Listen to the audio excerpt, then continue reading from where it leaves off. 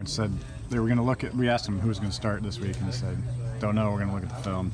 Did they have any conversation with you at all about what their discussions on Sunday, or did they just roll the balls out Monday and said? No discussions. Yeah.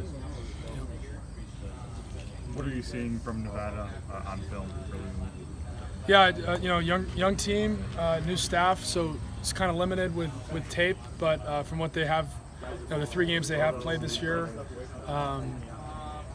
they have a pretty solid identity, it seems, and they know what they want to do, and that's always a sign of I think a defense that's knows they know what they want to do because that's what they think they're best at, and that presents a challenge for an offense, just because they're going to rep the hell out of a certain coverage and things like that. So we got to be ready to attack it. What was the process of looking at film from last week and kind of maybe pulling a few things that you can use for week 3?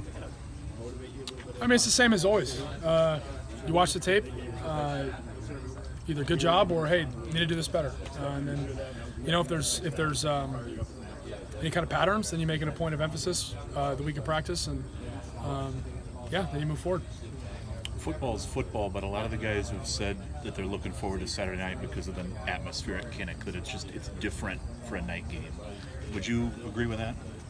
Yeah, I think Kinnick's always rocking. It's always great to be in Kinnick Stadium, but yeah, I think that I don't remember I haven't played in a home night game since Wisconsin in 20, which there was no fans, so because I was hurt from Minnesota, and then so I'm looking forward to it. It's always fun. Got really good memories of being in Kinnick at night, so really looking forward to it. You mentioned you thought the offensive or the team improved week 1 to week 2 quite a bit. What specifically did you see improvement-wise? Yeah, I'll really just speak to my own play.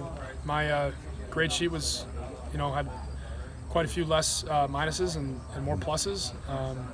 Just the key is to drop that number each and every week.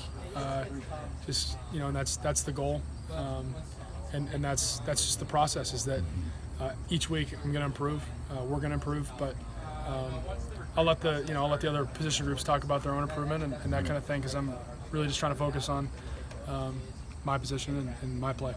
Are we not talking about last week, right? Yeah, no. Okay. How do you get better at third downs then? I'll phrase it that way. 7 for 28 for the season. I think each one's an individual play.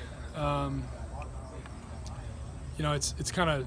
I just think it's execution. It's overall execution to give you a pretty basic answer, because each play itself is its own thing, right? Like in one play, maybe it's bad timing on my part, and then the next play it's something else. It just depends. But I do absolutely believe that we have really good scheme. We just need to execute better.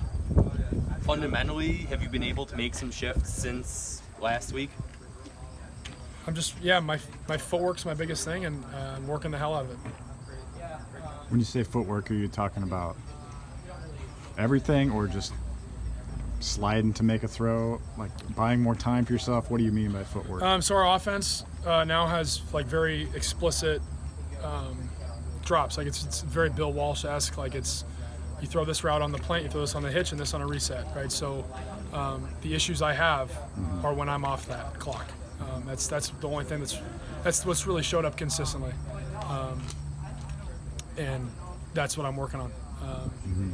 Or it could be the tempo of a drop. Sometimes there are routes that it's a 5-step drop, but you want to be kind of slower because it's going to take a little bit longer if it's press. Whatever the case may be.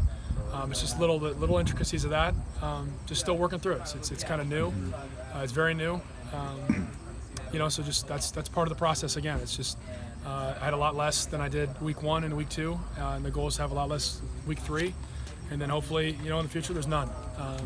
It's practically impossible, but that's the goal. Does a different cast of receivers, does that have anything to do with the timing? I assume it would, but I know I'm not trying to make you make excuses. I'm just saying, does that impact things? No, it shouldn't. Okay. My throw initiations are my throw initiations. It's whoever's out there is irrelevant. Yeah, if I'm supposed to throw it on the plant, I need to throw it on the plant. Can't take a hitch, or vice versa, whatever it may be. How about downfield throws? Is it just not time? Haven't been able to attempt many of those this year. Not time to throw. Yeah, that's a I'll let the head coach answer that one. I think that there's opportunities for it. But yeah, it's a good question. I don't really have a good answer for you. Okay.